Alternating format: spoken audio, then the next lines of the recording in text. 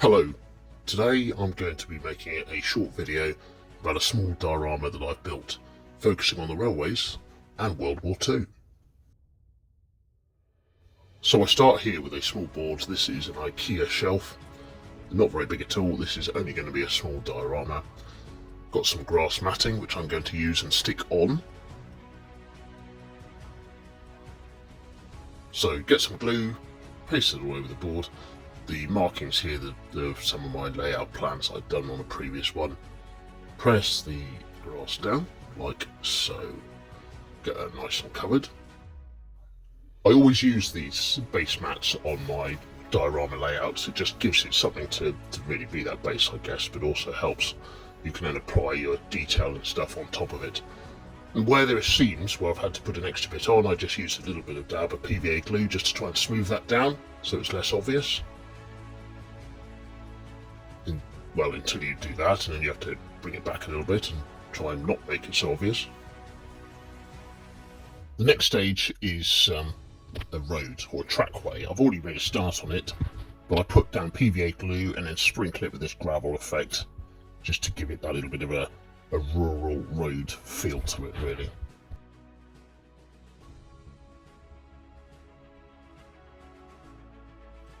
And then I just dab it down, smooth it all down. The key thing here is to make sure there's nothing loose, because that will then fall off, obviously. So try and make sure that all of the gravel that you've applied has got PVA or is attached to PVA. You can then just make a bit of a mess with it like I have. I'm not looking for anything particularly smart, so this is just a bit of a gravel track, so that does all fairly well.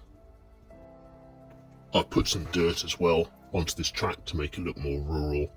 Use the same method, PVA glue, and then sprinkled it all on the top. Here I'm using some of the model kits from Pico, the wheels model kits. This is a station halt with shelter, which I'm going to use as a little platform for a small village, which serves a RAF airfield, which will be the basis of this diorama. These wheel sets are really quite good. Very similar to Airfix models in the sense that they come in this sort of frame. You cut them out, glue them together. They do come in sort of preset colours, so if you want to weather them up, which I always do, just to make them look that little bit more realistic, I use a bit of a black or grey wash across them afterwards.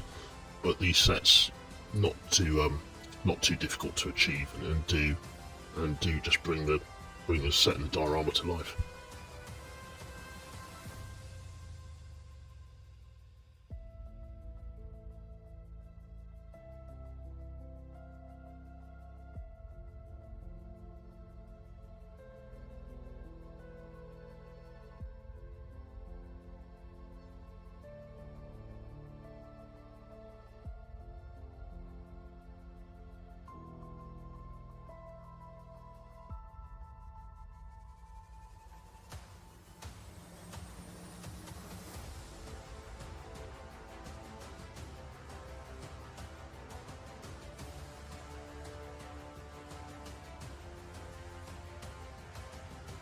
I have on occasion used super glue for these. Problem with super glue, of course, is it can be quite corrosive for some plastics, so just be warned about that. I've made many mistakes in the past, but also if you stick it on the wrong way, you've got to break it to get it off.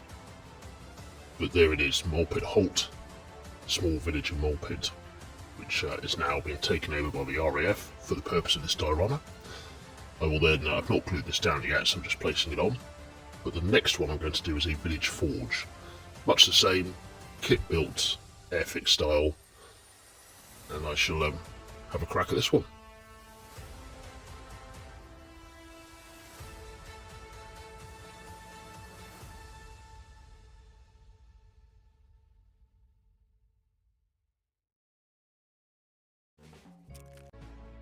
Again with these I will weather it up. I'll also use a bit of PVA glue, smear it across the top and sprinkle some foliage, a bit of dirt just to make it look like moss, but I'll show you that bit later. Now I get to pinning the track down, only a small bit of track, go running through the side of this little village. The fencing I've used is ratio from Pico. Again, I've painted it on the frame, cut it out and stuck it down. fairly easy and swift. Stick the halt on the opposite side. You can see the trackway there. I've also just gone over that again with a bit more glue on the sides, which I've then put down some sort of grass and foliage along the sides of the track just to make it look a bit more rustic.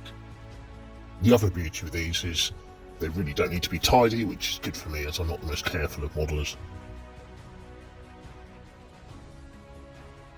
And now onto the aircraft. I'm going to have a Hawker Typhoon 1 Bravo in the small airfield just at the side of the village.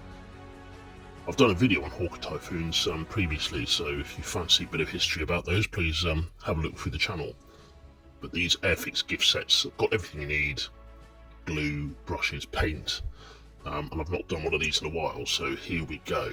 Let's start and take a look at what we've got. It's the classic Airfix style. I've already done a little bit of painting, as you can see on the pilot there. But yeah, this is always quite good fun to do these. And here it is coming along.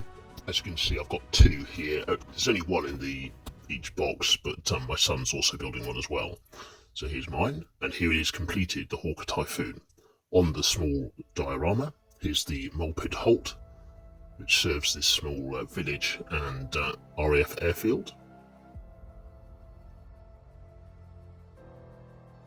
Have some Pico RAF personnel also there. He is reporting to the senior officer there. And we've got a railway staff and a fogman. Some individuals and some scouts. Always got to have some animals. And as you can see, the scouts are just looking at the aircraft in wonder and amazement.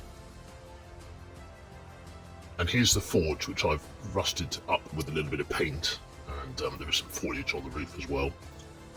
But there is my Typhoon, all finished. It's been reported to the inspecting officer there, who's just turned up in a Jeep. And there it is, really, in its entirety. A very small diorama, but D-Day preparations, I call it.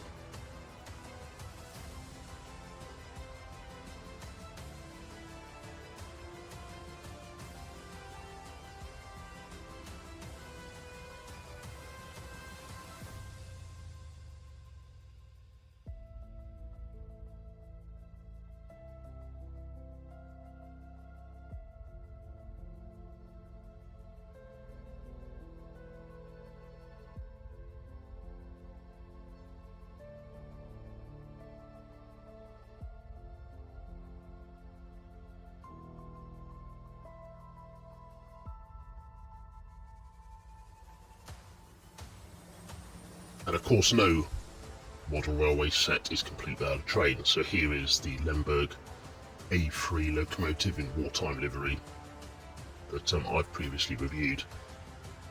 Yes, not a southern locomotive by any stretch of the imagination, but at the end of the day, these locomotives were used all around the country, so it's a visiting traveller, shall we say, as part of this diorama.